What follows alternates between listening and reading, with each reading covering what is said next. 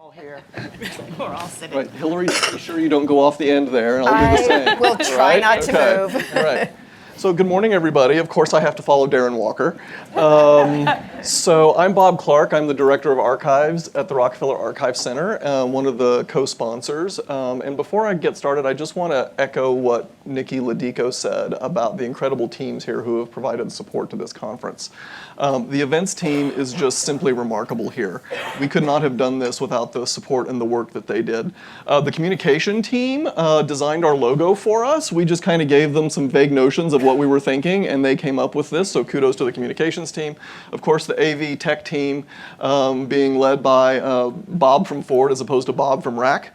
So thank you for accommodating all of our crazy session formats today, and of course the catering services who are providing the food and the snacks throughout the day. So thank you to everybody here at Ford. And also just the organizing committee. Oh my God, everybody who organizes conferences should be lucky enough to work with Andrea, Hyan, and Elizabeth, because this was the easiest process I have ever been through in organizing an event, so thank you to all of my colleagues. So let's get started. Just real briefly, if you don't know what the Rockefeller Archive Center is, I'm going to use the acronym the RAC, and so you might hear that from a lot of people throughout the day as well. We were originally founded in 1974 by the Rockefeller family and several Rockefeller philanthropic organizations, the Rockefeller Foundation, the Rockefeller Brothers Fund, and Rockefeller University. Over the succeeding decades, though, our collections have vastly grown in scope to include such representative organizations as the Ford Foundation, the Hewlett Foundation, the Luce Foundation, Social Science Research Council, Russell Sage, the Commonwealth Fund, and many more. But we're not just a fancy Iron Mountain warehouse in Westchester County. Real estate up there is too expensive for that. So in addition to gathering and preserving philanthropic records, we also make them accessible to public research. We host around 400 on-site researchers per year and respond to over 2,000 email inquiries per year. And we have an innovative research and education team led by my colleague and friend Barb Shabinsky that assists foundations in leveraging their history, and they also are using innovative new technologies to make sure that the stories of philanthropy get out to the broader public. So those of us in archives and information management, as well as in the history field, often assume that the importance and uses of a robust historical record are obvious, right? We understand our value. But in organizations like philanthropies, foundations, and nonprofits, whose missions are forward-looking and future-thinking, it's often unclear what role strong records management and an archives program can play. And sometimes it's even more unclear why resources should be committed to saving those records. That's why we're here today, to answer some of these questions. Why are foundation records important, both internally to foundation leadership and staff, but also to external researchers and the public? What is the difference between records management and archives? How do you advocate for records management and archives in your organization, and how do you answer those inevitable but pesky questions about the pros and cons of funding such a program? What are the legal and reputational risk assessments that go into making records and archives decisions within an organization, and is there really a risk-free choice to be made? How do you successfully navigate the waters among our stakeholders? And what exactly do archivists, foundation staff, and external researchers do with those records?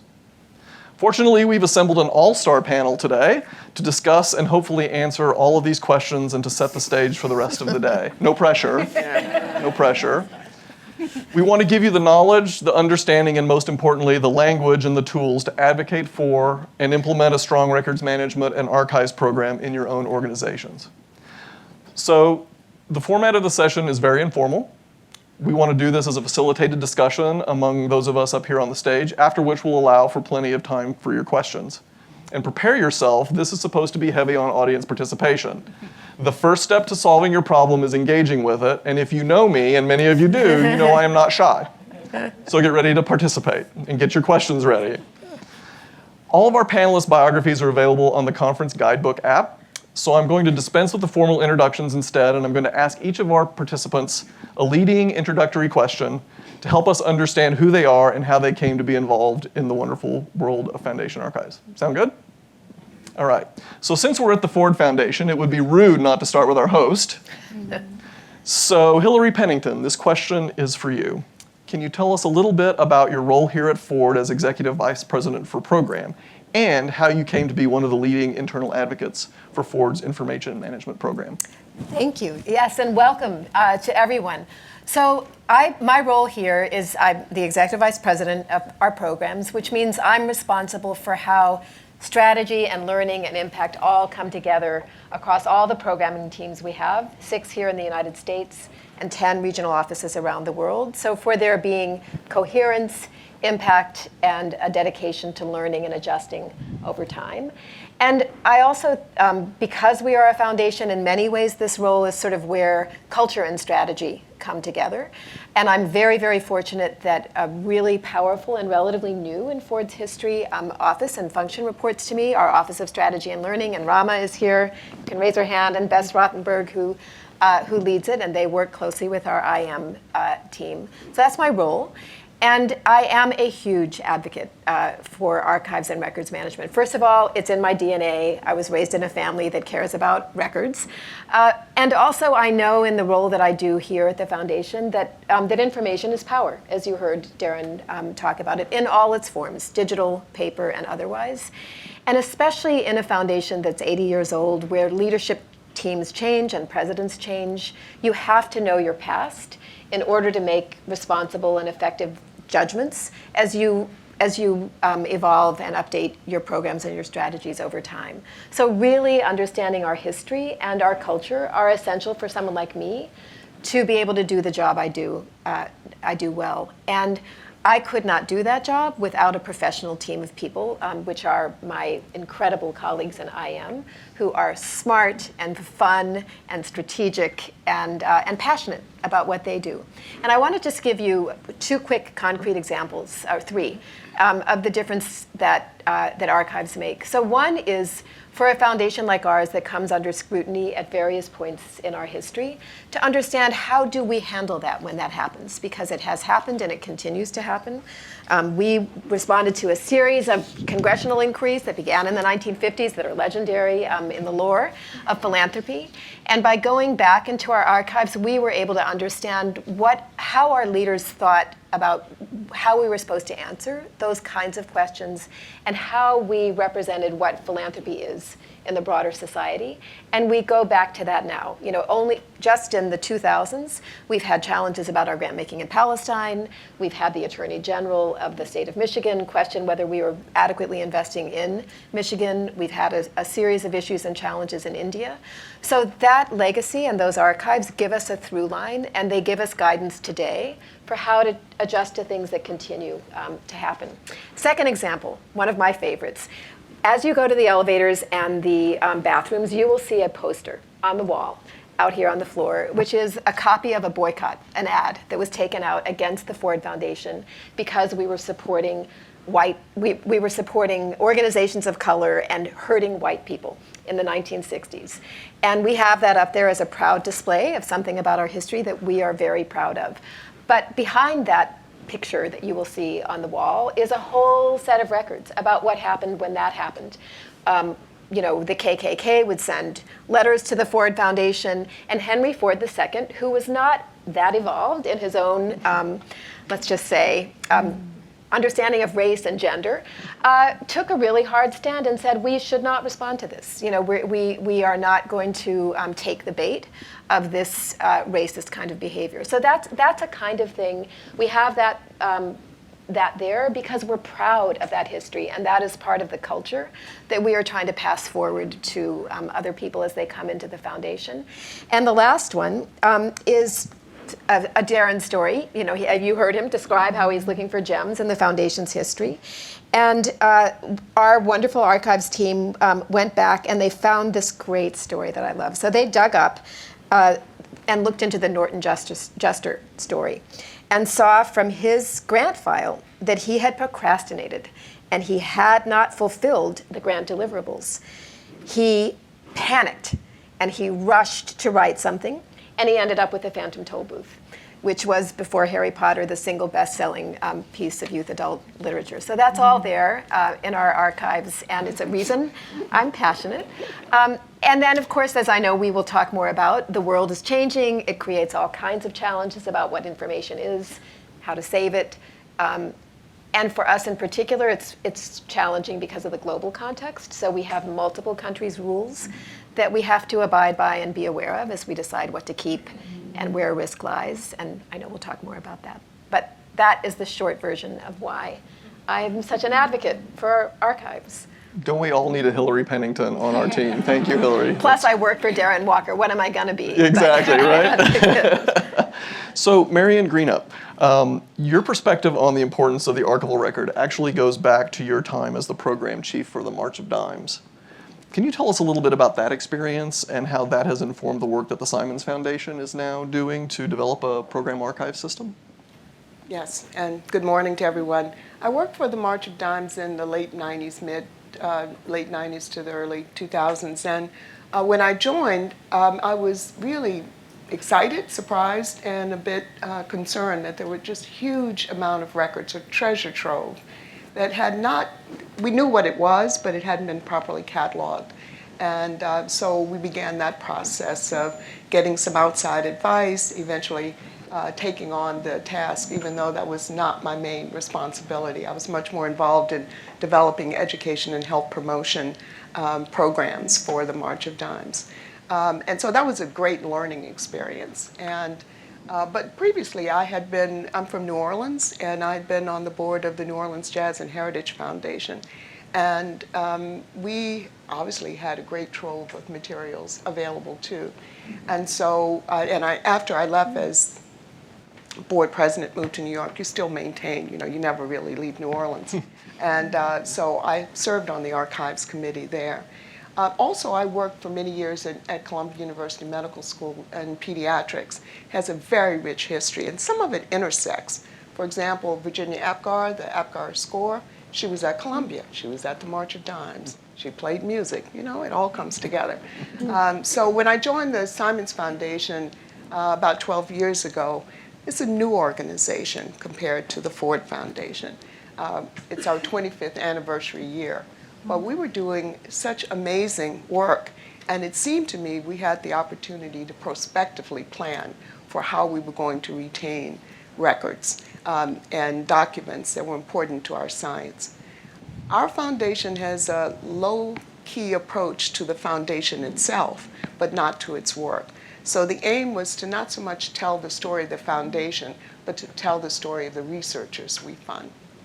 And so we've begun a few years back with some great help from the Ford Foundation, from Nikki, and also from Andrew. We actually started to talk through how we could handle putting together, how we could begin to develop a streamlined approach that our senior program people would agree to, that would allow them and us to retain important records. Our president was a champion of the idea, and we began a few years ago just doing a bit of a pilot with several departments to try to see what was there, what condition it was, where is it being stored, what do people believe might be valuable. And that pilot has now led us, we had a bit of a break, but now we're back on track to create policies and procedures for maintaining those records. Again, focused on the work.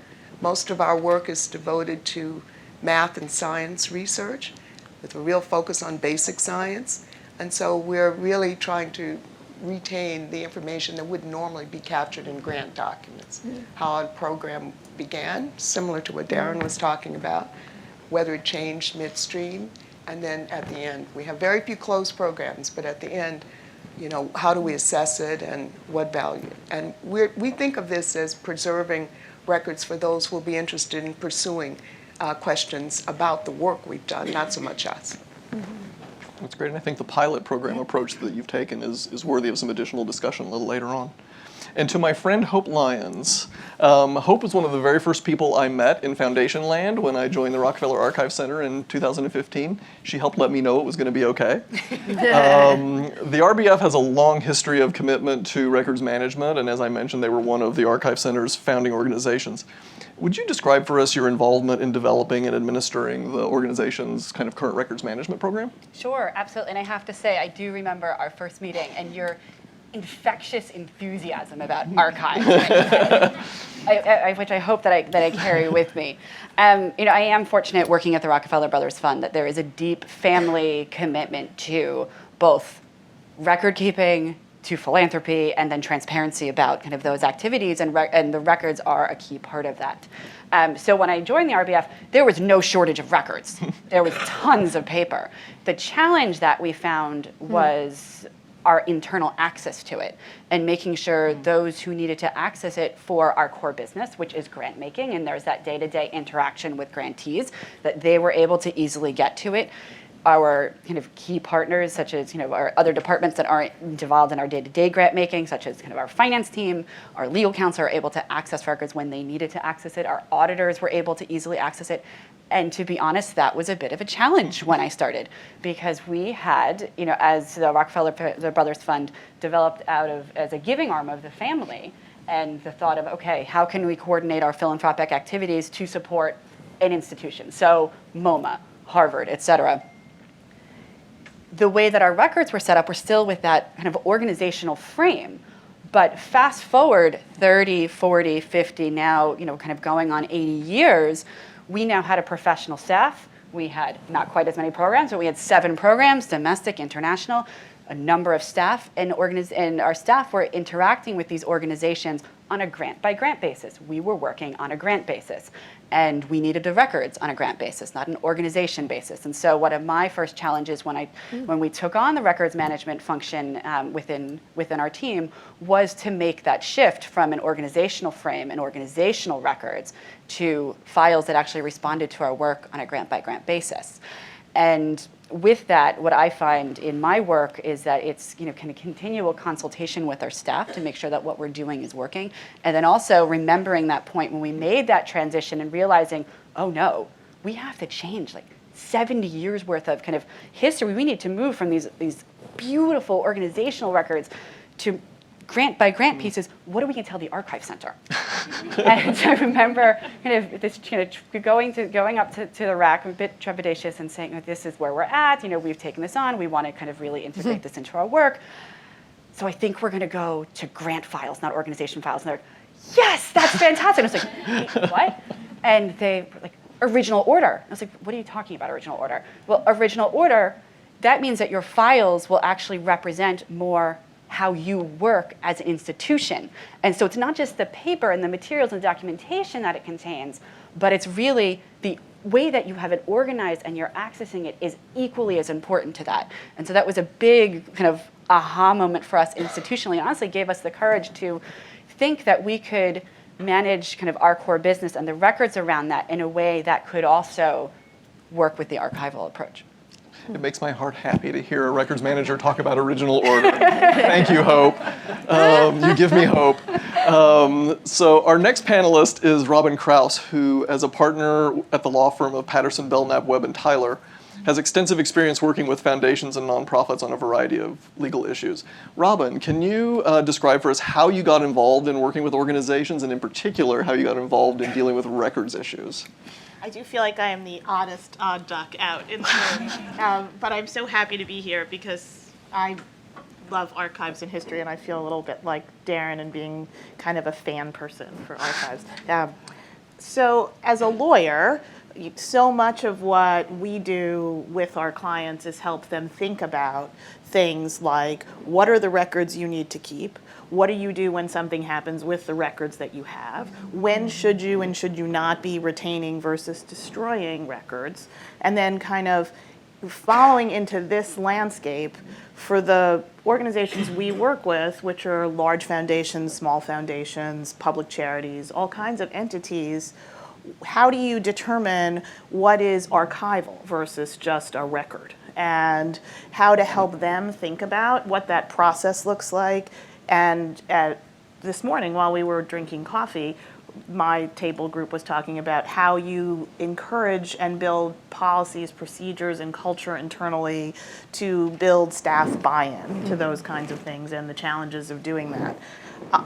The kinds of things we as lawyers like me do is we help people draft their retention policies. We help people draft their archive agreements with people like the RAC and think about issues around access, availability, management of those resources in the context of litigation.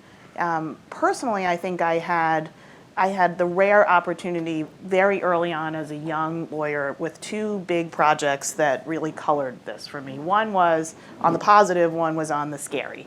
And I don't really want to be the scary person in the room, but I feel like I have to do that a little bit. So on the positive, I was a brand new associate at Patterson, Belknap, and my assignment was to write a memo for our client, the Rockefeller Foundation, that summarized their history of their branch offices around the world. And I was sent off to our files, the law firm files, and then to talk to people at RAC about how to access this information. And not knowing the term original order until just now, I completely understand it, because the most helpful thing I found was our correspondence files, which are in original order. And I went through, literally 60 years of paper files. I had my shared office and I had boxes everywhere, and I sat in the middle of the boxes kind of going through everything, reading people's, to Darren's story, reading these handwritten notes from person to person. I'm in Bangkok and I'm talking to Prince so-and-so and we've made this amazing deal, and kind of being able to contextualize why this building is where it is based on the history really helped inform me as a counselor to work with clients in terms of thinking about why this is important, appreciate it, and not just think of it as paper. The flip of that was, fast forward a few years, and I was working with a client that had been sued for grants it had made in the 1940s. And I was sent off again to RAC, for this organization maintains records there, and we had to pore through all of the officers' files and the various grant files from this period of time, and learned an enormous amount about what happened, and had the opportunity to kind of follow the decision-making, to that point, the thinking, and to think about how to present that in the 1990s to a court in terms of managing that. And that, I think, really helps me as a lawyer, and helps me help my colleagues when we're working on these kinds of matters think about what you should do. Are records, when are records good, when are records bad? How do you think about records, and is it better to have them, or is it better to close your eyes and make them disappear, kind of thing. And I think that's made my practice as a lawyer enriched by access to the materials, but also I think allows us to help our clients kind of through this process a bit. That's great, and we're going to get more into that risk management analysis later on in the conversation. Last but certainly not least, the other archivist in the group, Angela White. I love a good archivist origin story because we all come to the profession through different pathways. Can you tell us how you became an archivist, and in particular speak to your work as philanthropic studies archivist at the Ruth, Lilly Special Collections and Archives at IUPUI? Oh, sure. Well, usually I'm an odd duck for working with nonprofit collections, but in this room, I'm an odd duck for actually working at an academic institution. So thank you for that. It's a fun flip for me. I did not start off my career wanting to be an archivist. I wanted to be a historian. So I have a PhD in East European history, focusing on Polish-Jewish relations in the 20s and 30s. I don't use the content of that every day, but I use some of the lessons that I learned pretty much every day. I defended my dissertation in 2007, right as the recession was hitting, and a tenure track job was not going to happen. So what comes next? Well, I really loved doing the research that I did in Krakow, and there were these big bound volumes of newspapers that were crumbling to pieces, and I thought, wow, wouldn't it be great if I could preserve those? I know now that there's not a whole lot you can do for the physical newspapers when they get to that state, but that was the motivating moment for me to consider archives and begin yet more coursework for a degree in library science. Since graduating still in the recession, I've worked in public libraries, I've worked for religious archives, I've worked for small liberal arts colleges, And one of the themes running through most of that work was working with nonprofit collections in some way or another. So when I applied for my current position as philanthropic studies archivist, I was very excited about the possibilities. I didn't quite know what I was getting myself into, I don't think.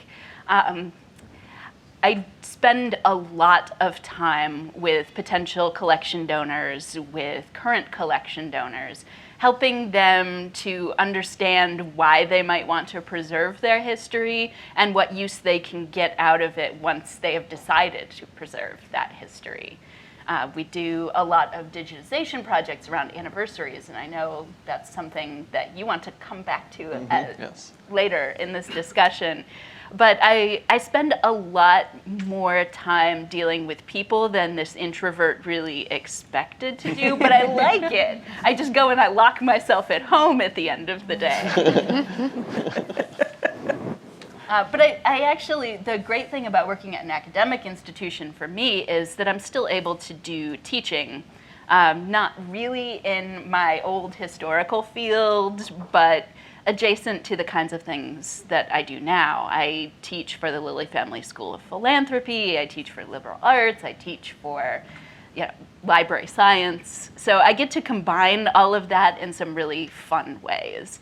So just because you're making a career change doesn't mean that you're leaving all of that behind. It pops up in some pretty interesting ways.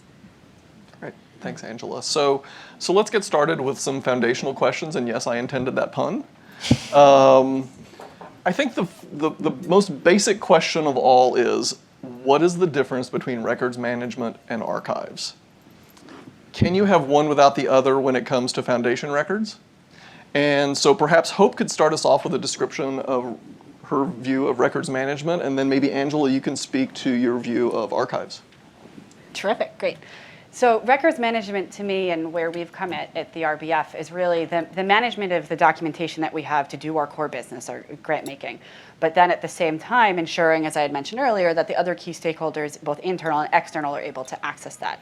And you're able to do that in a way that everybody knows what we keep, everybody knows where it is, how to get it, and they're able to get it in the format that they want to see it. So kind of speaking back to the story I told a little bit earlier, when we had these organizational files, they were gorgeous, they were beautiful, and they told the entire history of an engagement with an organization, which was all well and good, but if I wanted to find information on grant number, 19-437, I had to actually go back and kind of comb through all of these different papers to kind of pull them out because they were filed in reverse chronological order, and we had multiple grants overlapping it. And so if I had a question, whether it was about should we do a no-cost extension, or the auditors wanted to see a letter about payment, it would take us time to find that. And that was a real challenge for us in doing our core business. And it was also a challenge in terms of maintaining those files and actually figuring, okay, now where do I put this? Because if you got the report at a different point in time, it just got really challenging. And so the other piece that I would say in terms of our approach to record management is, as much as possible, making it so seamless that most people who are your participants in the process don't know that they're doing it. That they just, this is their habit, and they put this paper here, and then they upload the file there, and it's just integrated into their day-to-day work. And for us, that's become an absolutely essential part of the process. Great. Angela? We like to joke that records managers always want to throw things away and archivists always want to keep everything. It's not true. Neither part of that is true. But I think it gets to the heart of the thing. There's a huge element of risk management and records management that I do have to think about as an archivist, but I think about probably a lot less than you might do. But because of the way we get collections, we do have to play records manager a little more than we otherwise might, because the institutions that we work with very rarely have records managers. So we go through like, okay, here are the things that you might want to keep. Those utility bills from the 1950s and 60s can probably go. it's amazing. Every institution that I think I've ever worked with has piles and piles of bank statements and utility bills. Like, you really don't need to keep those forever, I promise. You can make an argument for keeping anything. Oh, someone might want to know, what it cost for, supplying heat to this building in 100 years. Yeah, but they're not going to find it here. And that's an interesting point of jumping off point. So what does have archival value? When you as an archivist look at it, what does have like permanent historical value when you are doing that kind of archival records management, if you will? What is it that you see has value for like future research? Well, I like to tell collection donors that you want to keep the things that tell your story. And some of that may be really obvious. But I have worked with institutions who didn't think that their board minutes were important to keep. And I was kind of stunned by that. Like, what more basic way to tell your story than your board meeting minutes? Mm-hmm. And then there are lots of concerns about privacy and sensitive information that come in some of the most interesting kinds of records. But I start out by telling people, tell your story. How do you do that? If you were writing a book about your 100th anniversary, what kind of information would you want? And we go from there. I usually have to walk people through more specific types of records based on the kind of work that they're doing. But I don't think that people often understand the importance of grant files and what amazing stories they tell. The Central Indiana Community Foundation, which, by the way, is not a true foundation, but still has lots of grant files. I mean, they are our most used parts of our collection across our nonprofit collections because they tell this amazing story of how Indianapolis developed and what people were concerned with and how they were trying to solve those problems. So Angela mentioned risk and privacy. Let's talk a little bit more about risk. So as a recovering attorney myself, I'm often overly sensitive to the language of risk that I hear in every single discussion I've ever had with a foundation. So Robin, I'm hoping that you can give us some insight into the risk versus benefit analysis that happens in creating a records retention schedule and in making the decisions about what might go to an archive for public access and what might not. Sure. And I think that the privacy issues are a whole other set of conversations. So to focus sort of on the more basic question, I think that when one is considering both your record retention, records management policies, and then archive policies, the simple answer is there is no simple answer, right? It is truly the classic double-edged sword analysis for both the organization and the records manager in thinking about it. You're looking at things that run from kind of wanting to be able to tell your story to worrying, are there going to be things in your story that 100 years from now may create issues for us. And oftentimes people come at records management thinking, well, there are these statutes of limitations in the law that govern, which is what drives a lot of the retention periods in your sort of typical document retention policy.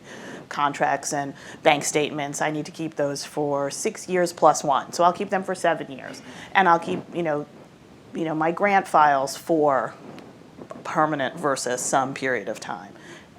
The answer is that statutes of limitations are helpful guidance, but generally for certain kinds of risky type things, they don't start running until there's discovery of an issue under them. Mm-hmm. So it is a little bit of a false comfort to think if I'm, once I'm past 7 years or 10 years or whatever it is, I'm safe. Ancient documents do not eliminate their risk once a lot of time passes. That's just a fact of life and a kind of exposure that you factor in as you're thinking about what you're doing. And the other thing I think that's important to bear in mind is that, a document on the archive side of things, a document particularly an ancient document, as lawyers like to call them, which aren't really ancient from most of our perspective, is often being looked at when there are no living people left to talk to you about them. And so the document can't speak for itself. And so a document can be, the same document can be an inculpatory document. It can tell a story that someone can use against the party, and the same document can be an exculpatory document. It can tell a story that someone else can use in a different way. And so you're asking yourself the question, on balance, is it better to have that document or not to have that document? And I think that most lawyers would say it's always better to have the document. The balance goes to preservation. There are rare times when you wouldn't rather have the document and be able to make your arguments that you need to make, regardless of whether it can be spun in a negative or a positive way. I also think that a reason to think about why having documents is better on a risk basis is there are other parties involved in all of this. So even if you have extraordinary hygiene for your own records, you're really thoughtful, or you're really aggressive, or you're person who doesn't keep their board minutes and grant files, which is kind of horrifying. You may not have them, but the grantee may have them. And then you don't have your own records to answer someone who looks at the other parties. So there's another reason internally to remind people who are kind of not interested in this, is that there are lots of parties touching, particularly grant files. There are recipients, there are evaluators, there are all kinds of parties. And so making decisions about how you're telling your story with your grant files is an important part of the risk assessment, I think. And I made notes so I wouldn't forget to give you all of my, and don't forget, ideas. And I do think that, I have a client who in the middle of their record retention policy has a big box that says, remember, not all materials are records, not all records are archival. And I think that, making those risk decisions kind of starts from that premise. And I find that, as an example, grant files are one of the hardest conversations to think about and have, because we can all answer that the grant agreement, the grant report, and if you do evaluations, the evaluations, that's incredibly helpful. That would be learning material, whether it's 100 years from now, 20 years from now. But the other pieces of it, the marginal notes that Darren is talking about, I think from a risk management perspective, that's sort of one of the classic places where you see the pro and the con of that. And I think in a digital environment, what we're finding is that that's really hard, because it's not, people haven't kind of wrestled with how to save that, what to do with that, what does that mean? Are those records in the context of their records management system? That's a risk challenge I don't have a real answer to. And in getting ready to come today, I kind of walked around my office and went into the office of a lot of different litigators and asked them, do you have any great tips? And everybody sort of said, no, it's really hard. And I said, that's really not that helpful for those of us who are litigators, but okay, and I keep going. And I think that the risk decision is always, should always be led by what is the story we're trying to tell, and what is the benefit to preserving these things. I can say that we have a number of matters in our office where the records, whether they're records or whether they're archives, are really all we have to use, whether it's a Attorney General investigation, which happens on a fairly frequent basis, whether it's a litigation that happens many, many years after the fact. You can't predict when those things will come, and you can't predict what will turn up in your materials. What you can know is that in 2019, you're unlikely to have what you had in the 1940s, which are officer diaries, which are wonderful historical documents. And it'd be interesting to know what you have in your research, or how people keep those records, because those tell both the inculpatory stories and the exculpatory stories. It's hard to know what those will be, but what you do know is that the risk is kind of an ever-changing landscape.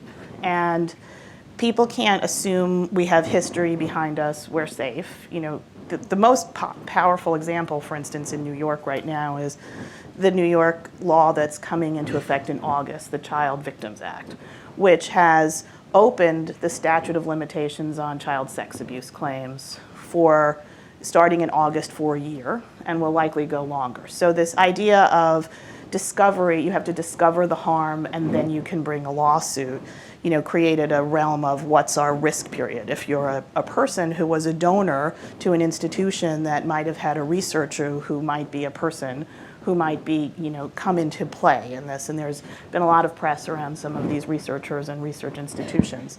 But the Child Victims Act kind of throws that analytical frame of time and history, because the statute of limitations is now gone. We have a year window.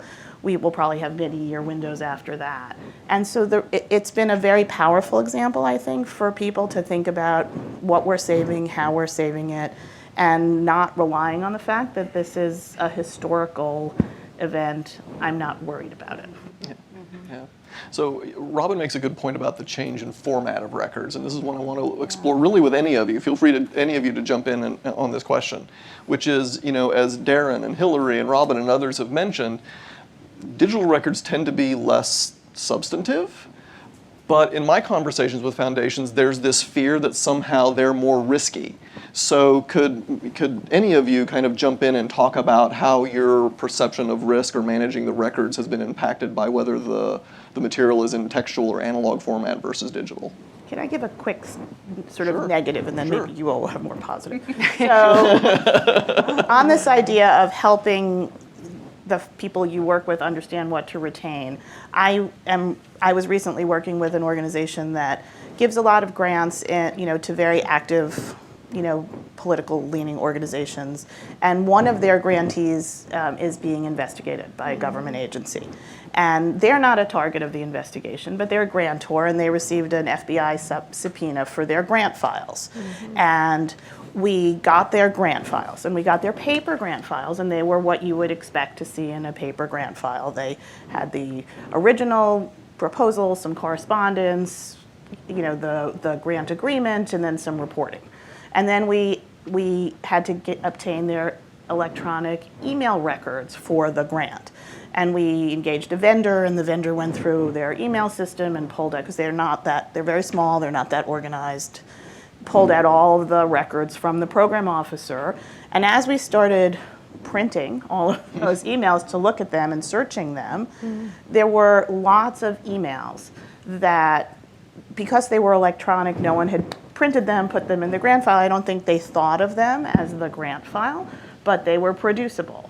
And they had lots of conversations between the program officer and the grantee, who is the target of this investigation, on the subject that they're not funding, but is part of the presumptive investigation.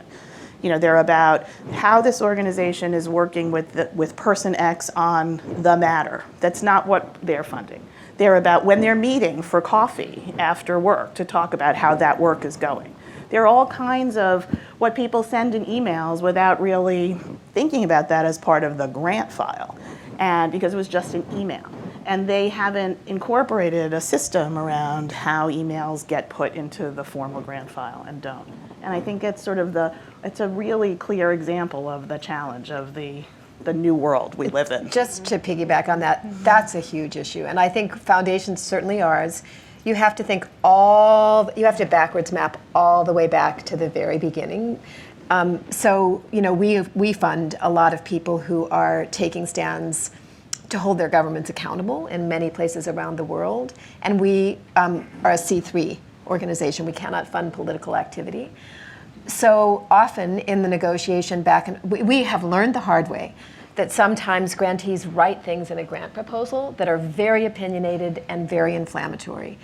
And if anyone wanted to go after that over the long run, we are liable for what they wrote, even though, It's not what you funded. it's not what we funded. And we are having to be in a very uncomfortable place in dialogue back and forth with our grantees about what they write, to try to help them understand that they shouldn't write inflammatory language in a proposal that they submit, even if they have the intent of outing a wrong or an injustice, A. B, we are also experiencing a world in which our records can be hacked. And so we, multiple times a week, people with email with URLs or whatever they are in China or Russia are trying to get into our grant files and take grant files for organizations that they might want to know things about. So we are in a whole new world, and so that's sort of the challenging. So then how does an institution have conversations about that, so that everyone understands how consequential those seemingly harmless interactions are? And then I think for many of our program officers, their email is their filing system, has been. I'm looking at Rachel and Andrew, wherever she is, and Nikki. Their emails have been their filing systems. And so they've kept a lot of their grant files right in little folders in their email. And we went through a very hard decision 2 years ago to move to a 1-year retention. And so a program officer has to think about what they're keeping in their email for the record and for the archives, enough to make sure they save it somewhere, because if they don't save it somewhere each year, our system just empties out and deletes their email files. And that can be pretty freaky when you go to click that little folder where you saved everything about X and it's empty. So I think it's a very challenging conversation, and we have done enormous, thanks to our IM team, enormous, funny, witty, smart, trainings for people to try to help them understand this and to care about it and to pay attention. We've given rewards for the teams that have done the best, but it's an ongoing, evergreen thing, and I don't think any of us probably have it exactly right. Yeah. And I'm sure my Marion colleagues can and Hope, speak to maybe you that. could talk about what your approaches are to digital records risk and even email, because that is the 1,000 terabyte elephant in the room. Yeah. And foundations tend to look at email differently than they do, say, their electronic grant record. It is a different, freaky, scary thing, as Hillary said. So maybe Marion and Hope, you could talk about your approaches. So all of our grants are managed on a platform. And those that preceded the platform being established, we went back and made sure everything was loaded on. But we also manage a lot of our programs using other platforms like Teamwork or Basecamp, and some of them quite extensively. So we launched a program in 2006 to recruit families who had only one child with the diagnosis of autism. We did extensive work, including the genetics, but the entire project, managed with 13 sites in North America, was all managed on one platform. So all the emails, or not all, but most of the emails associated with any of the decision making were all done there. And we're just about to close that program out. It's a biggie, and it's our first time closing out something so large. I think for email, our company policy is all email is maintained forever at this point. We are more of an academic model than many other foundations, so we're divided into two parts: the grant-making side, and then we have a very large computational research institute, which was only launched 6 years ago or so. So on the grant-making side, we know where all of the grant records are. We also know what's missing, and so that's been the focus for us, is to try to identify the documents that would tell the story of how something got started. So we have grant making. Grant making is divided into collaborations, which are very large science-oriented projects, and then routine investigator-initiated grant making. I think what we're trying to do going forward is to take advantage of this kind of academic model. So for example, the autism research team has also used a digital platform for doing all of their post-award management. So a lot of the things that you've been talking about are already captured. We don't know yet what to do with it because we're just starting to plan for it. But I think going forward, we'll have some policies, some recommendations about how to do that kind of hygiene that is so important. But also, we're trying to keep this very streamlined. We have absolutely no commitment to having everything reviewed by everybody all the time.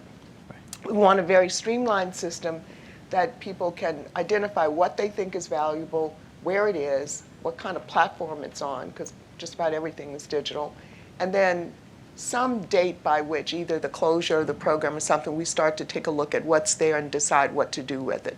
At this point, we're not planning to build our own repository. We haven't worked out a formal agreement with RAC, but we'll probably be making some of those decisions in the very next year or two. And the focus will be on trying to develop something that is easy for everyone to understand and that we can train to it in a reasonable way. We're pretty lean, even though we've grown tremendously in terms of administrative support. So it's going to be a challenge, but kind of fun. So we have 1-year delete policy, keeping it forever. Hope, where does RBF land? We're a little in the middle. All right. I was hoping that was your answer. We do technically talk about the 1-year deletion piece, but at the same time, we have this growing acknowledgement that wherein we might not have it, somebody else has does. it. And that's the real Right. challenge to kind of wrestle with. I will say there's 2 points I wanted to raise, and kind of building on what my fellow panelists have said. You can't underestimate the training aspect and the people aspect of this. In particular, on the grant making, it is what do you put in paper and what do you talk about on the phone? Don't put in an email, have a conversation. It's actually better anyway to be talking about things as opposed to relying on kind of tech to kind of go back and forth. And the same also between us and our grantees about kind of what do you, to Hillary's point, what are we actually funding? Let's focus on that. And so making sure the questions when we prompt in a proposal really do direct them in that direction. All of that said, so moving to my second point, is that you do get materials that might be out of scope and risky and challenging and have our legal counsel go, what is this? Making sure that you have a record that you got that, but then what did you do with that, right? And so for us, it was moving to a platform, a grants management platform, that enabled us to track that review. And so you could see the questions that were raised by our counsel, by our internal review team, and then the fact that we got another proposal, and it is actually that proposal that is the proposal for the work that we funded. So making sure that you've got the documentation right, but then you also have a good record of what your review was. So I know we have researchers and historians in the room, and I want to give them voice too. Right, who would be So really sad about this. Yes, because when you hear that 1-year auto-delete policy, you're like, oh my God, what have I lost? Yeah. So Angela, I'm going to ask you to put your historian and teacher and archivist hat on. What is it that we're losing by having those very stringent risk management auto-delete 1-year delete policies? All of the really juicy stuff that we want to know. Yeah, that's right. That's right. And I should say that I've done whole conference presentations and blog posts about failure to acquire email archives. And it's scary for foundations and for other nonprofits to turn over that email for all of the reasons that we've heard. But the context is gone. And you can't really understand the whys without some way of getting at that. And email is the most likely way that those discussions take place. So it's really painful to me when I talk to an organization and say, hey, I know that there's a lot of fear around email. There are ways that we can mitigate that. We've got this whole system that we're very eager to employ to help you with this. And still they say, we'll think about the email. No, please don't do this. This is what historians want. But I think too, if I can, there are other ways to get at some of that, and that's one of the pieces that we've really been thinking about when we think about our approach to impact assessment and trying to draw out those stories of our grant making and why did we make these decisions and what happened with these grants. And so making sure that you do have other mechanisms for documenting kind of the how and the why and telling that story, and then in turn making those accessible on an archival basis as That's well. a perfect segue to the next. Oh yes, please. So, we've been talking about the digital format, but we've also invested in oral history. So as leadership shifts, we're actually doing fairly extensive oral videotaping of the people who were involved in the very beginning, the people who managed it through, and then their look back on it as a way of providing a lot more flavor and a little more spice to the stories about how something moved. And I think there's a place for thinking about that as you plan for what you're going to do next. And it's those oral histories that can fill those juicy gaps that Angela is bemoaning the loss of. Some of them. Some of them. Yeah, a lot of that will disappear no matter how good your oral history program. And yeah, that's one way that we try to get around some of these things. In fact, I think Ford, RBF, and Simons have all done or are doing oral history programs now, so something for people to think about. So let's talk about the use of the records. I also want to make sure that we get plenty of time for questions and answers. So let's just touch on this and then we'll go to questions and answers from the audience. So let's talk about how archives get used or records get used, both from the internal foundation staff perspective, but also how external researchers might use records, because I think maybe there may be some question as to why it's important for external researchers to look at records, but then also how the foundation leverages records. So who would like to start? I can, I'll take one stab at it. So we used to have our records here in this building, and in 1974 we codified our archive access policy. So the values of our foundation have always been open, accessible, and available for history, as you heard Darren just describing. We had a policy starting in the 1970s to allow the, quote, freest possible access to and use of foundation information without infringing on the rights of the persons who created that information or hampering the current work of the foundation. So we have a 10-year, some files don't become public for 10 years. But what we found was that we couldn't manage the degree of interest in this. There were so many researchers coming from outside the foundation that there came to be about a 1-year waiting list for them to just have access to what they wanted, and we weren't adequately staffed to fulfill that. So in 2011, we made the decision to move our archives to RAC, which was a very great decision. But I will say, and I think that has been very, very good for external researchers, and it means it's part of a family of collections that I think from a research point of view probably make it so much easier to look at what we did together with the Rockefeller Foundation or RBF. For us institutionally, even though we have amazing, Nikki and our team, and we can ask for anything and RAC will produce it instantly, you can no longer wander downstairs and look at and touch and look at the archives right here in the building. And I think that's been a kind of a loss. So we're trying to figure out ways in which the orientation of the board means a trip to the Archive Center, or orientation of staff or teams that are beginning a new strategy can go and spend time. And that's where the systems that you all have created that give anyone, our internal teams and external people, access are really valuable. We know that by having our archives available in that way, they will often be used, as they should be used, to interrogate our history and to critique things that the foundation has done. More to the better. So we're very clear about that, and that's not something that we take issue with. Great. Marion, how are you anticipating the Simons Foundation being able to utilize its records going forward?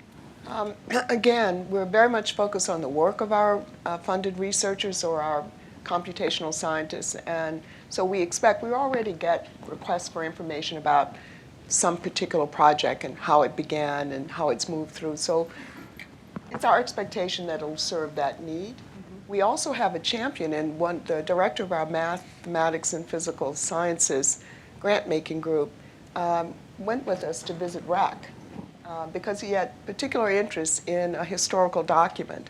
And it was about how to build an institute, a math institute, and it was in Germany. And he came back and just recently, as part of our monthly staff meeting, made a presentation to the entire foundation staff that also focused on the importance of archiving material, in addition to telling the story he wanted to tell. So I think we have some champions, and now we had a pilot, and we are moving to creating a very high-level guide for our staff and a wayfinding document, some kind of finding guide to know what's there. Great. Hope.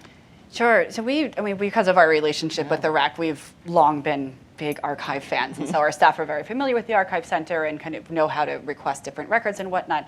I would think two things come to mind. First, kind of building on the points that Darren had raised earlier, because of the processes and the documentation we have, in so many ways we have a responsibility. We are keepers of nonprofit history, and often for the organizations themselves. Now most have websites and whatnot, and they have different ways of documenting.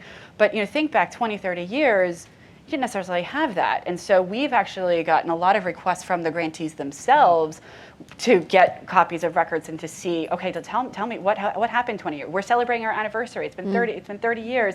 How were we founded? Like, what was that back and forth? Tell us about it. So that's really exciting, and I think that's kind of a nice active approach to the use of the archives.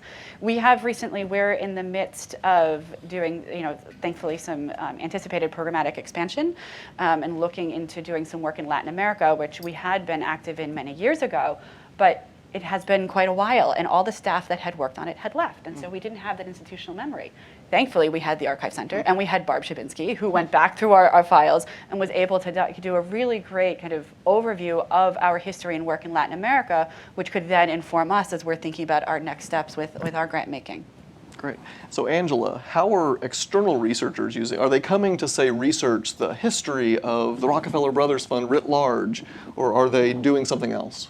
I have three main categories of external researchers. The people who are interested in the particular foundation. Some of that is internal around anniversaries, but there are a lot of people who come through the Lilly Family School of Philanthropy who are interested in foundations and are maybe interested in doing a deep dive into a particular one. There are researchers who are interested in mainly grantees. So the actual foundation interest isn't so much there, it's sort of adjacent.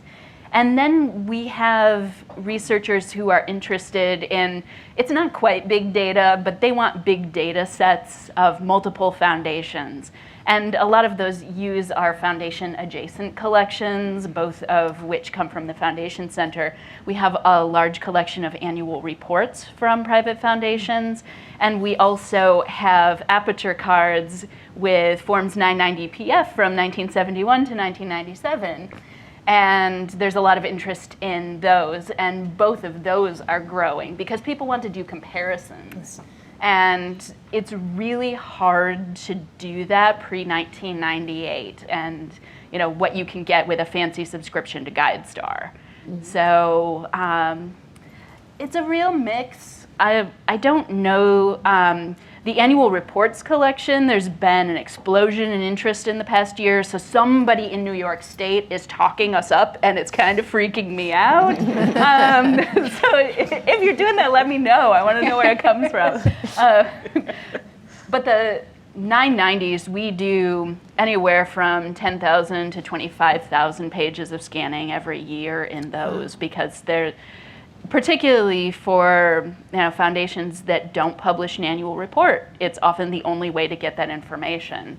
So whether or not you're making your stuff available, people are trying to figure you out.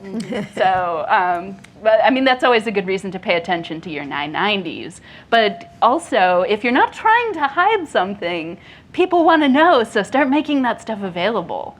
You can always talk to me if you don't want to do that yourself.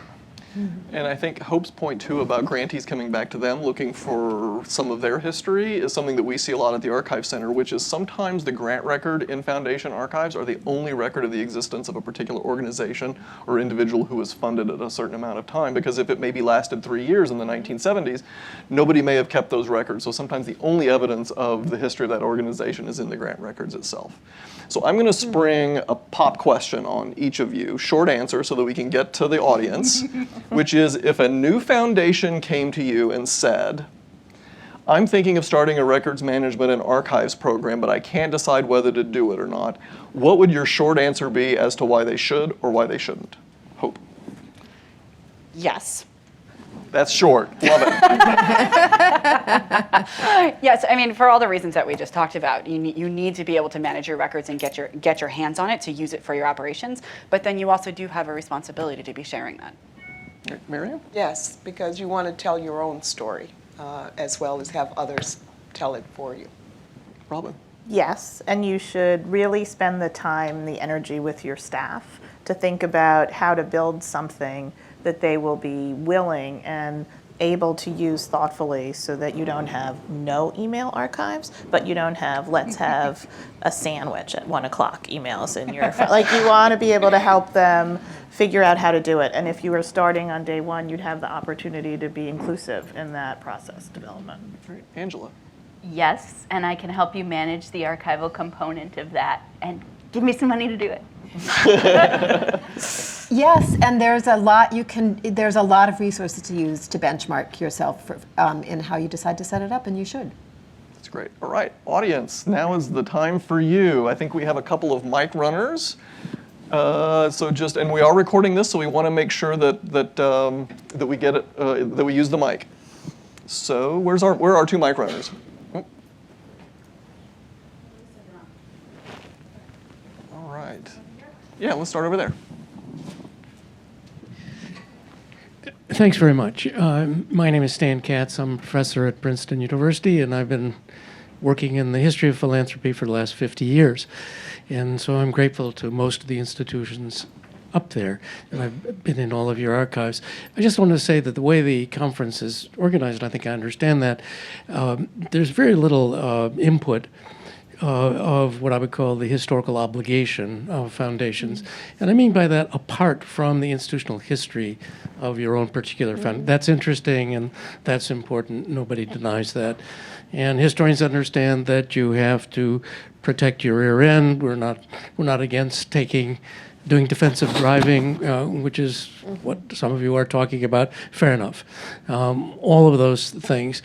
On the other hand, I think the case needs to be made that your obligation to history is very broad and almost impossible to specify, because we don't know now what the questions are going to be that are interesting to historians and really important to the development of a society like this some decades from now. And good historians, I think, would recognize that. You can't plan for it. So I think what that means, and I think this really ought to be on the agenda somewhere, I would urge you to try to work out solutions to these problems that are the most inclusive possible. As I say, you have to protect yourself, you have to fulfill your obligations, understood. On the other hand, we really don't know what the interesting historical questions are going to be. And I would urge you, as you think about particular rules for record retention and so forth, it's mainly the retention I'm concerned about. We can fight about access down the line. But if you don't have it, it's not going to be available for use. There are ways to protect the usage of material. We all know that. But I think a lot more energy needs to go into thinking about sort of history as a stakeholder in this process. And there are organizations and individuals who spend their lives doing this. A couple of you are trained as historians. So we're counting on you to speak for us. Yeah, thanks, Dan. I appreciate that comment, and I don't think that we were ignoring that aspect of things, but the reality is that records management and archives require choices. And archivists and records managers and lawyers and leaders in organizations try to make the best informed choice possible to create the most robust record while also taking into consideration that these are not dead letter archives. I used to work at the Roosevelt Presidential Library. That was a dead letter archive. There were no more Roosevelt records being created by Franklin and Eleanor. They were gone. But in foundations, they're constantly being created. And so it's constantly tacking back and forth and reevaluating your risk, what your goals are year to year. So I very much appreciate that comment, Stan. That's why we do what it is that we do, so that internally foundations can learn and externally researchers can learn. I think you raise a really important point, and I think that we are in a moment where risk and compliance predominate, and it is really helpful to be reminded of how dangerous that can be. And I think at the highest level in foundations, there probably needs to be much more debate and discussion about the consequences of that in the long run. So I think that's a point very well taken. Yeah, that's great. And I think along those lines, it actually makes me really excited, and I'm not sure this is giving away too much, but I don't think so. You know, the push that the RAC has made around electronic archiving is a really key component of that. As we're living in this digital world where so much is digital, the ability to archive it digitally is absolutely paramount to be able to make sure that that history is accessible. And that's creating opportunities for broader access. So it's not just whether you can afford to come to the Archive Center or to Indiana to research. That in and of itself is limiting your ability to do research. We're trying to find ways to, whether if you're sitting on your couch in Beijing, you can have the same research experience as if you were coming to Westchester County or to Indiana. Wow. So next question. Yes, Micah. Hi, I'm Micah Carroll, the head of research services at the Open Society Foundations. The Open Society Foundations, just briefly, was originally not supposed to persist past 2010. And so this past decade has been marked internally by a lot of reorganization, reconsideration, and information management broadly is sort of one of the last bastions of things that hasn't been quite systematized and really brought into a coherent arrangement. That's now happening on my watch. So one of my questions for the panel is, one of the biggest challenges coming in the door with OSF was realizing the degree to which that, not only in terms of the records that pertain to how OSF operates in our archives, but really all of the vast intellectual output that's an outcome of our funding, and also the commissioning of research that our program officers do, even just in informing their strategic decision making, right? So we're wrapping our arms around the various intellectual outputs of the foundations, the publications by our staff, the official OSF branded publications, and this network, global network of foundations around the world that operate independently. The biggest piece of that is data. And I'd be really curious to know how you are incorporating data in your records management and archiving plans at your respective foundations. We also are asked to serve as a resource by our grantees as well, and data comes into those questions. They often don't know where to store it, how to manage it, how to make it available, and to continue to share it. So it's not just about sharing our own operational history. It's also about making sure we're responsible for all of the outputs that are the outcomes of the funding we do to help support research and historical research as well. Yeah. So at Simons, we have a real commitment to large data sets. It's our first love. And so for some of our grant making, all of our grants really come with terms and conditions that include data sharing and open access on some level. And for those data sets that we have declared a priority, we receive them and we will host them and we will create the right kind of access for them. Some of it is human research participation data, so it comes with rules. Some of it is not, but is still part of it. And then this brand new Flatiron Institute, the computational science program, has now will be 5 centers devoted to a variety of areas: astrophysics, biology, mathematics, quantum physics, and now neuroscience. And so they all operate with big data sets. So we've invested a great deal in computing power, but we also are and have, I would say, good policies. Marion may want to speak to it, who is the administrative director at Flatiron. But we also, I think, are learning as we go along how to do this better, what kinds of issues there might be. But it's a big commitment to hosting, sharing, and protecting these very large data sets. And we talk about this all the time. We worry about the risk associated with it. We've been hacked. We try very hard to protect all of our data sets from external threats. So it's a constant process, I think, in some ways very similar to the way Hillary described it. I can't answer. Nikki would have to answer more particulars about data, but we several years ago, we every grant we make to a grantee who does research and who develops data, they sign the common. I forget the name of the. Creative Commons. Thank you. And so to make it a publicly available resource. So anything that our money pays for needs to sit there. And I don't know if you want to add any more about our data policies, Nikki. We currently don't have a process for managing large data sets that are given to us by our grantees. Good to know.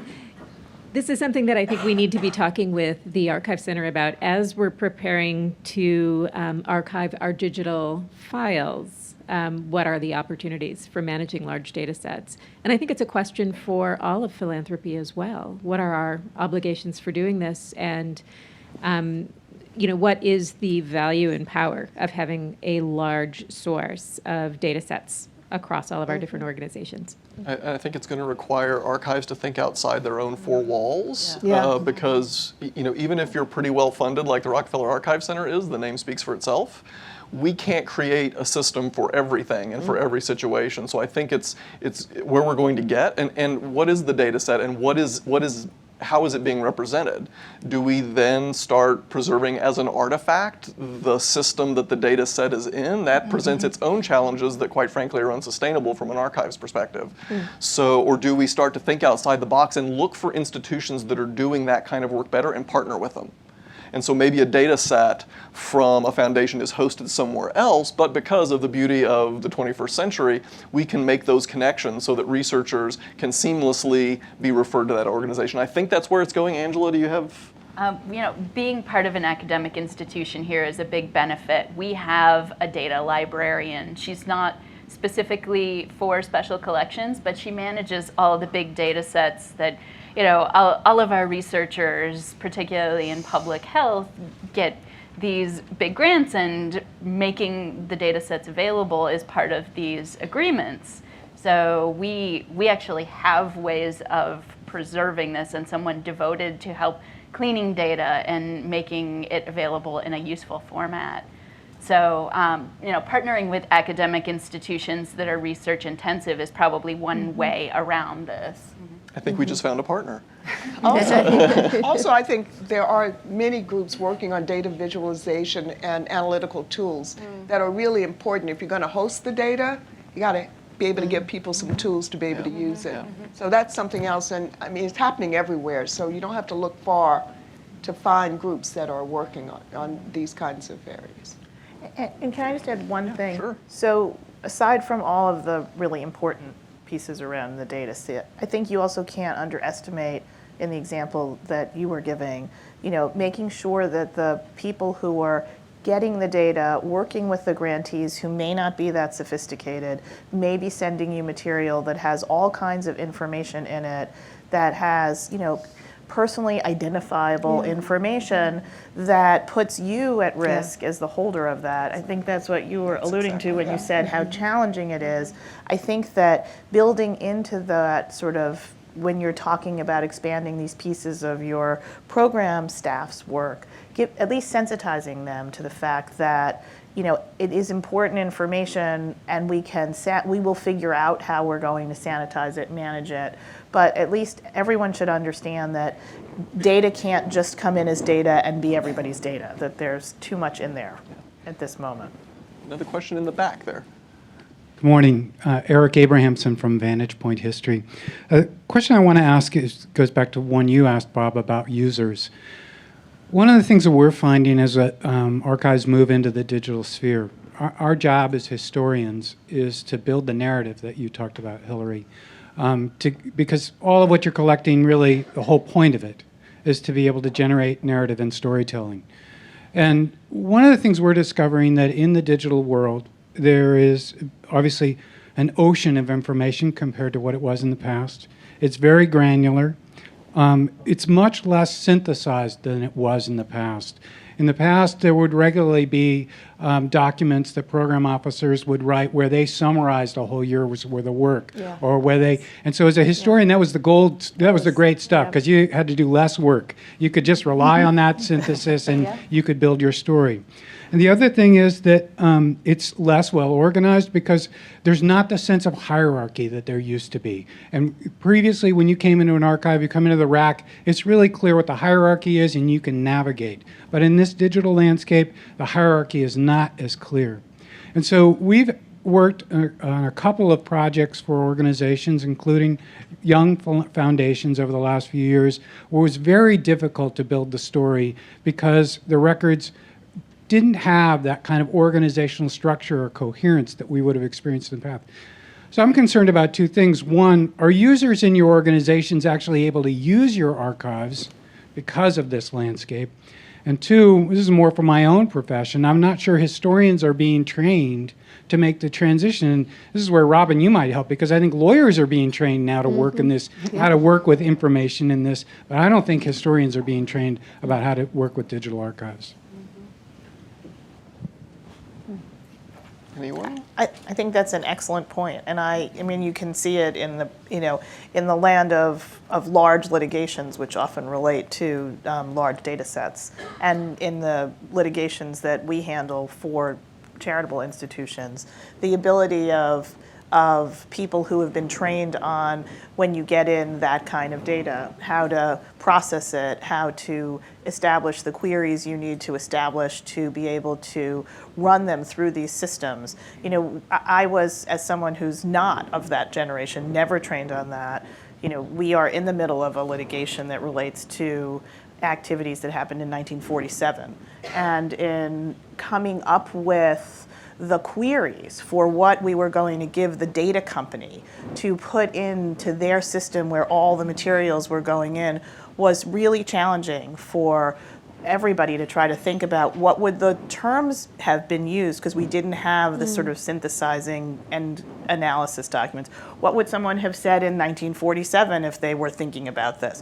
What would we say over the 60 or 70 or 80 years since then, because there might be other correspondence. And I think to the extent that programs become more, people who are being educated in this become more trained in this. There's even the difference, frankly, in that conference room table between the newest lawyers and the oldest lawyers in terms of, as we put those queries together, having, you know, me say it in the way I would ask the question, then they translate it into the way that they think will work best in the document review system. But you're 100% right that that is a gap, I think, that needs to be looked at. And there's a granularity to e-discovery that you wouldn't necessarily find in an archives. You know, Right. And many of my colleagues are tired of hearing me say this, but from an archives perspective, a record is a record no matter how small.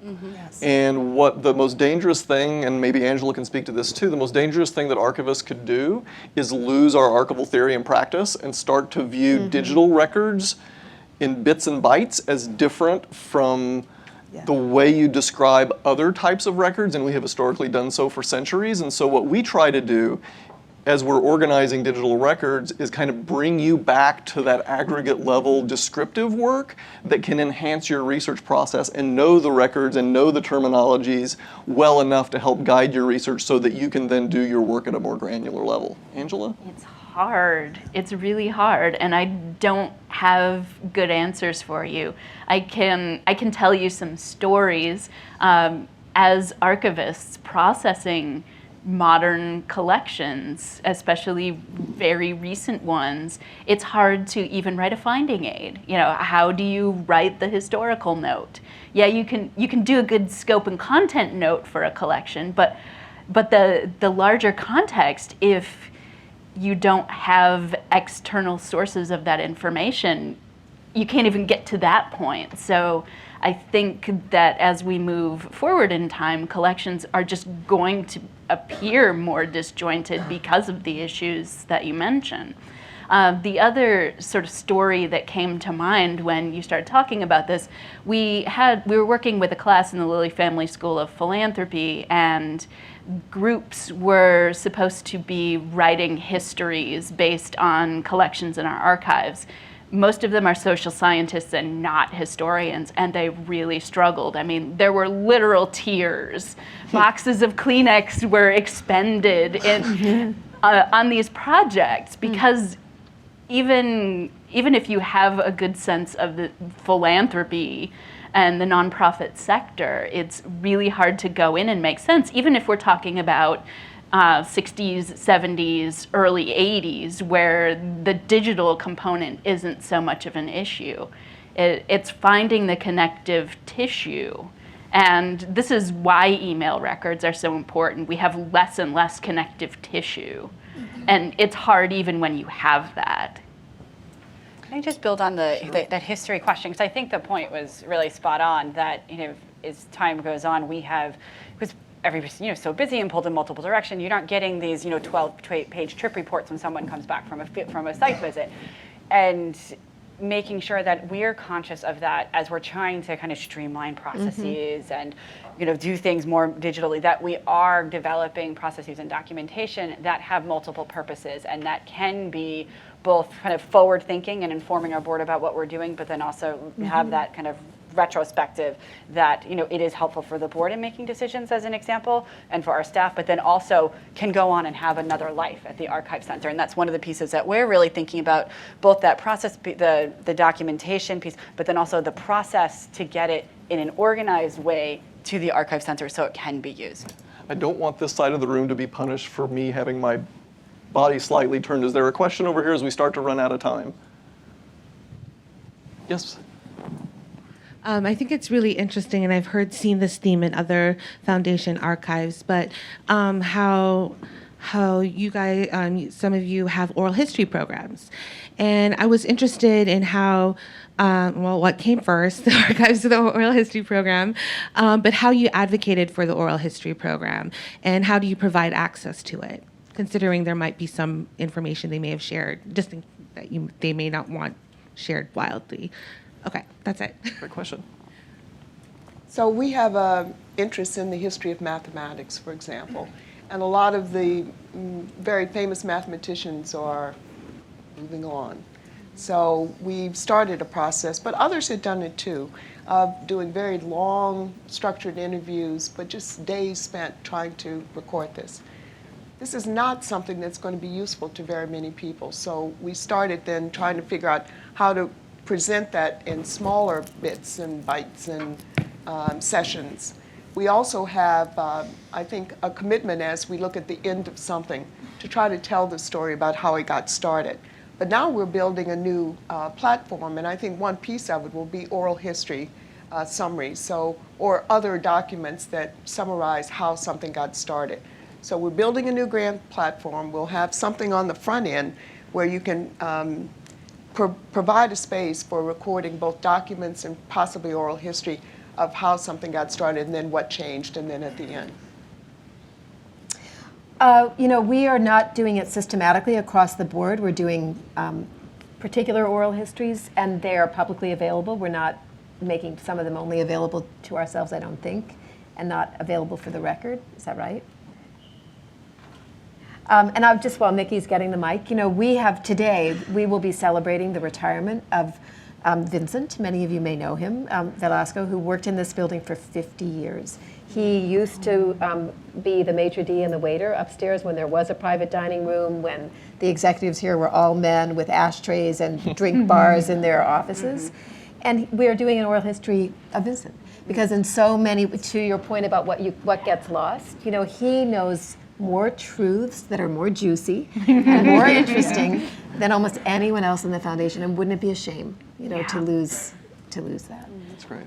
We are giving all of our interviewees the option to tell us how long they want their histories to be closed, or if they would like to have them open immediately. And I certainly hope that Vincent opens his immediately. And hope. Yeah, and I would say the agreements for those oral histories are really important, because then you can lay out. We are doing some oral histories to a not foundation-related project that is grant funded, and our oral historian will have them sign an agreement up front, but then we'll usually revisit after he's done the conversation. Are there things in here that we need to cut out? Are there, does this change the calculation on the restriction based on the contents of the conversation? So yeah, making sure that you know up front what your interviewee wants is hugely important. But yeah, everything we do is with the intention of access sooner rather than later. So we started doing oral histories around our 75th anniversary, which was in 2015, and talking with board members and staff that had been here, some kind of similar, had this very long history with us, and wanting to make sure that we were able to kind of just capture that. And there is kind of that power of storytelling is just so exciting. We've been thinking about how to best make that accessible. We have a sort of a website that's on the platform that's kind of a website off of our website, if you will, that's focused exclusively kind of on our history. Kind of it's a timeline that we worked with the Archive Center to develop, and the Archive Center was actually also a key partner in the development of the oral history. And it was we thought it would just be for our anniversary. We would do a few, we'd be done. And they were like, oh, this is actually really cool. We should keep doing this. And so it's another way to kind of make our history just more accessible and more lively. Great, and we're up against time, so I'm sorry for those of you who didn't get to ask your question. I'm sure our panelists will be happy to talk to you during the break and during lunch and the reception later. So as we wrap up, I just want to quote the first archivist of the United States, R.D.W. Connor, who was legendary in the history of the archives profession. He once said, "The raw materials of history are the records of past human affairs, and only when such records have been preserved and made available can the historian truly reconstruct and interpret the past." Based on our discussions here this morning, I would add that only when foundations proactively manage the massive quantities of information they create can they leverage their past to more effectively guide their actions in the future while protecting themselves from risk. So join me in thanking this awesome panel up here.